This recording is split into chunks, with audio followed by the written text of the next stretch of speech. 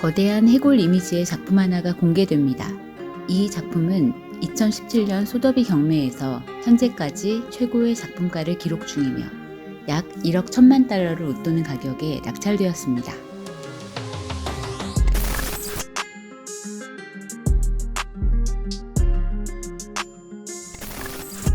왜 장미셸 바스키아에게 열광하는가? 거리미술, 검은 피카소, 신표현주의, 비운의 천재, 왕관, 해골, 기호, 저항미술, 낙서, 오토마티즘, 앤디 워홀, 키스 에링. 그의 짧지만 서사적인 삶은 여전히 예술계 전반에 걸쳐 현대 예술가들에게 끊임없는 영감의 원천으로 남아있습니다.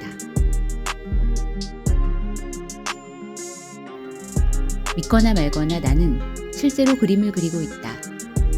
나는 작업을 할 때 예술에 대해 생각하지 않는다. 삶에 대해 생각하려고 한다. 나는 실존 인물이 아니다. 나는 전설이다.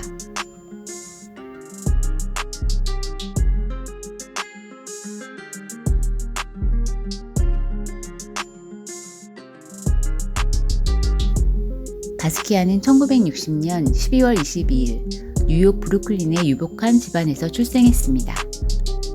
아버지는 IT 출신의 회계사 레라드 바스키아, 어머니는 푸에르토리코 출신의 마틸다 안드라데스. 그 둘 사이에서 4개국어를 자연스럽게 배우며 자랍니다.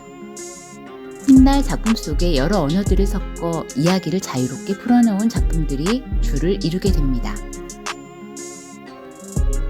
어린 시절 바스키아는 뉴욕에서 어머니와 많은 미술 전시회를 다녔고 피카소의 게르니카를 보고 화가의 꿈을 키웁니다.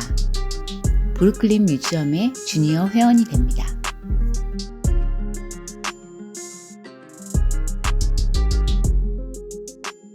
1968년 8살이 되던 해 그의 삶에서 큰 사건이 일어납니다.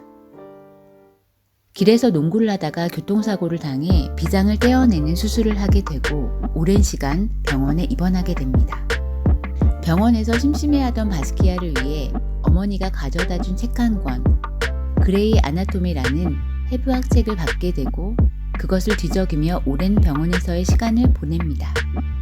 훗날 작품 속 해부학적인 요소들을 많이 그리게 되는 계기가 됩니다. 건강이 좋지 않았던 어머니는 정신병원에 입원을 하게 되고 증세가 악화된 후 부모님은 이혼합니다. 그 후 아버지와 여동생들과 같이 살게 되는데 아버지와의 사이가 안 좋아져 1974년 집을 나오게 됩니다. 1976년 뉴욕 시티에지 스쿨에서 초기 낙서미술 공동 제작자인 친구 알 디아즈를 만나 흔해 빠진 낡은 것이라는 그룹 세이모를 만듭니다. 1978년 학교를 나와 거리 예술을 시작합니다. 세이모는 스프레이, 마커, 오일 크레용을 가지고 뉴욕 소거리 외벽을 도화지 삼아 낙서 그림을 그리는 그래피티 아트라는 새로운 장르를 개척합니다. 바스키아는 그림을 그리고 나서 꼭 세이모라는 서명 혹은 왕관 모양을 그려 자신의 존재를 알립니다. 그는 그림에 종종 저작권을 뜻하는 C, 기호를 넣기도 했는데 이는 자신의 작품에 대한 자부심과 세상에 존재하는 흑인들에 대한 존경의 표시였습니다. 사람들은 점차 뉴욕 거리의 낙서들이 평범한 것이 아니라는 것을 깨닫게 되고 누가 이런 그림을 그렸고 세이모가 무엇인지 궁금해하기 시작합니다. 바스키아와 세이모는 유명세에 대한 시각 차이를 계기로 멀어지게 됩니다. 바스키아는 지금보다 더욱 유명해지길 원했지만 디아즈는 영원히 익명의 화가로 남고 싶어 했기 때문에 결국 세이모는 해체되고 거리 곳곳에 세이모는 죽었다 라는 낙서가 남게 되면서 그들이 더 이상 함께하지 않는다는 것이 공식화됐습니다. 그는 주로 자신이 겪었던 인생의 경험을 주제로 흑인을 향한 차별과 형태를 비판했으며 1980년대 미국 자본주의 쇠퇴, 자유를 향한 갈망과 새로운 시각으로 바라본 죽음, 그만의 철학을 담아 작품 활동을 했습니다. 그의 페인팅 과정은 고의적인 즉흥성이었습니다. 글의 구절을 재배열하고 조합해 작품을 구성했습니다.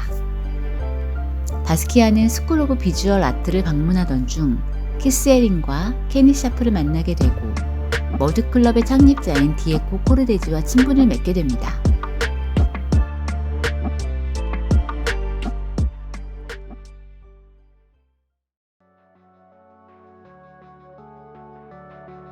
(1981년) 뉴욕 뉴웨이브전에 초대되어 키스 에링, 케니 셰프 등 20명 이상의 미술가들과 함께 전시를 했고, 바스키아는 벽 한 면에 설치한 20여 점의 드로잉과 회화 작품으로 주목받습니다.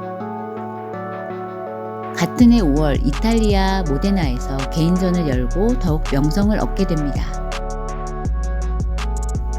바스키아의 삶은 앤디 워홀을 만나기 전과 후로 나뉩니다. 바스키아에게 앤디 워홀은 단순히 60년대 팝아트의 전설이 아니라 자신의 언어를 이해해주던 사람이었습니다. 앤디 워홀은 바스키아의 정신적 멘토가 되고, 워홀의 전폭적인 지지에 힘입어 바스키아는 차세대 아이콘으로 승승장구하게 됩니다. 둘이 함께한 많은 작업은 시행표현주의와 팝아트의 만남으로 새로운 이미지와 철학적, 심미적, 미학적으로도 높은 평가를 받게 됩니다.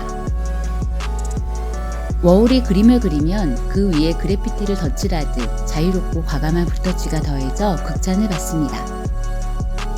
1985년 뉴욕에서 두 사람은 거대한 공동 전시를 기획하고 실행했지만 생각보다 인기를 끌지 못했고, 이를 계기로 둘은 서서히 멀어지게 되었습니다. 1987년 앤디 워홀이 갑자기 사망하면서 바스키아는 큰 충격을 받고 자신도 헤로인 약물 과다로 27세의 젊은 나이에 생을 마감합니다.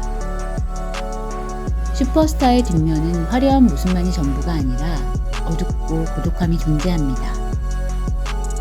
그는 유명해지면서 견딜 수 없는 압박과 고독이 짙어졌습니다. 나는 갤러리 마스코트가 아니다. 진정한 스타가 되고 싶었다. 인종차별 속에서도 그의 그림은 뉴욕 미술계의 새로운 방향을 제시하고, 독창적인 미술 세계는 많은 예술가들에게 통찰과 영감을 불러일으켰습니다. 그는 예술과 자본의 빛, 어둠을 동시에 안고 고통을 받은 것으로 보입니다. 낙서 속에 그려진 많은 이미지는 예술이 아닌 삶에 대한 외침이고, 자신의 정체성과 존재에 대한 탐색이었습니다. 나는 알 듯 모를 듯한 지식인의 냄새를 풍기는 미니멀한 그림과는 다른 그림을 그리려 한다. 나는 사람들이 내 그림을 보고 그림 뒤에 담겨있는 감정을 금방 느낄 수 있는 아주 직접적인 그림을 그리고 싶다.